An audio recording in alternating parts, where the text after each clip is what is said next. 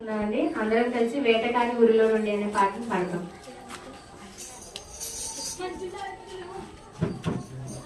వేటకాని ఊరిలో నుండి నా ప్రాణాన్ని రక్షించావు, బలమైన రెక్కల కింద నాకు ఆశ్రయమిచ్చావు.